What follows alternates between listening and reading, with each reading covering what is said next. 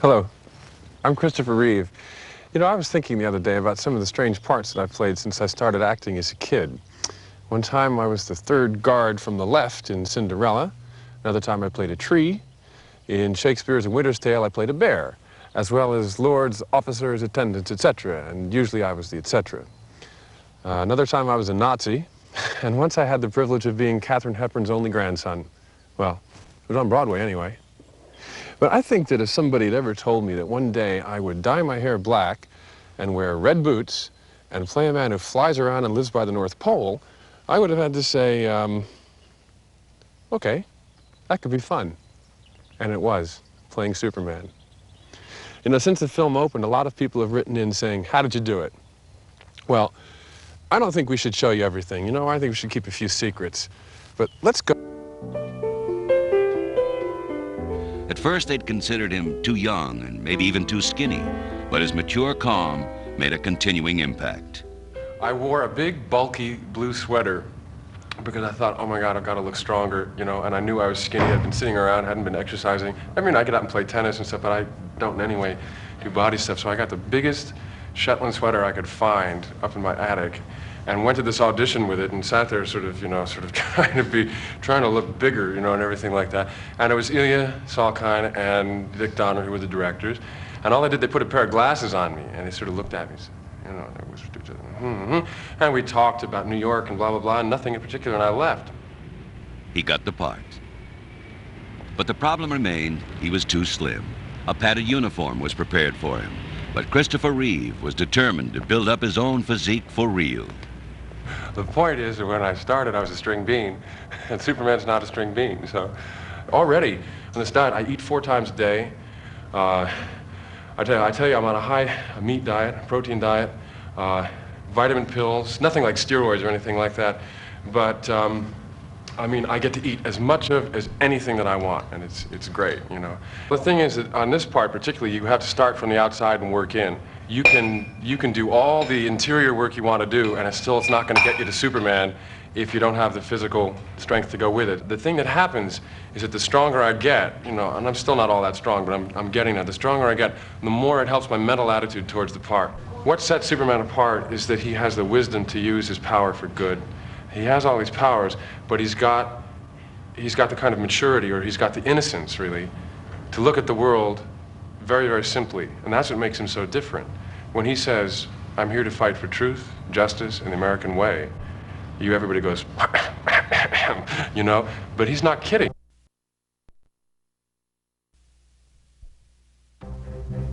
Superman, the fictional character who, along with Sherlock Holmes and Tarzan, rank as the 3 most famous men who never actually existed. Maniac. Do you really think you could hide it from me by encasing it in lead? Cut! So from our base here in England, we went to New York to shoot scenes of Superman as an adult before we went to Canada to shoot scenes of him as a child. Why New York? Well, if you ask me, New York is the 8th wonder of the world. No, it's something special about it that's got the kind of madness and craziness and life that sort of confuse Clark Kent, but at the same time provides the all-time great backdrop for Superman to do his stuff. Is it true that you can see through anything? That's the stuff. Yes, I can, pretty much. Okay. See, I feel I'm leaving her hung up there because No, I you're have not. to just drift I'm on over. her face.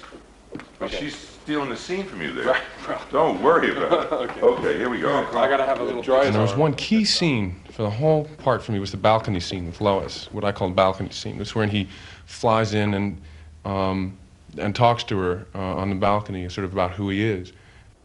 Is it true that that you can see through anything? Yes, I can, pretty much.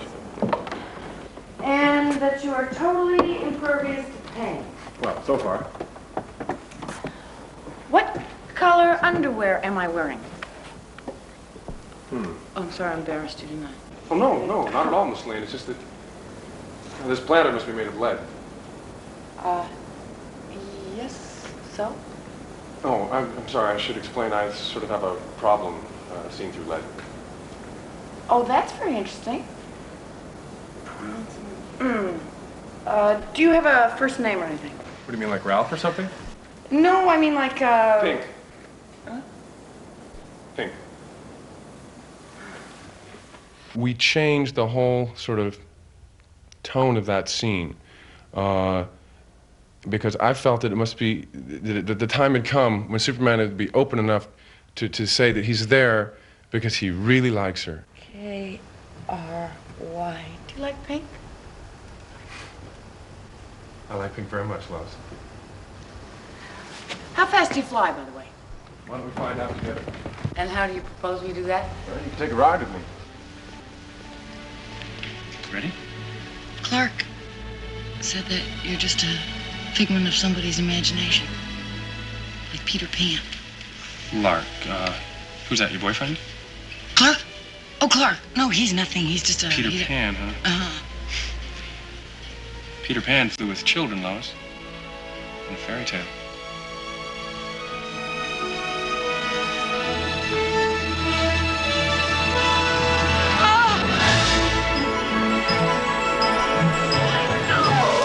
Take one.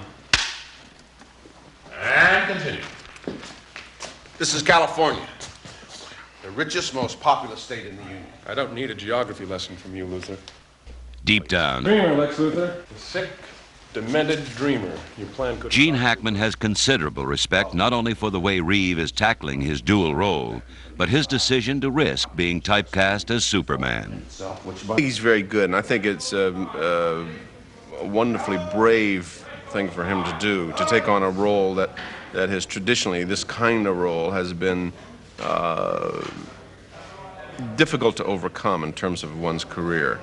I think he has the capability as an actor to certainly survive the film. Whether it's successful or not, it's not important. I'm talking in terms of being typed. I think he certainly has the capability of coming out of the film in great shape. If someone had come to me and said, you think that this guy should take this role, I probably would have said no. I don't think he should have. But after getting into the film and seeing the kind of the production value and the kind of care that's going into the film, then I think I'd have to change my mind. Do you really think you could hide it from me by encasing it in lead? I'll mold this box into your prison bars. Don't touch that, please.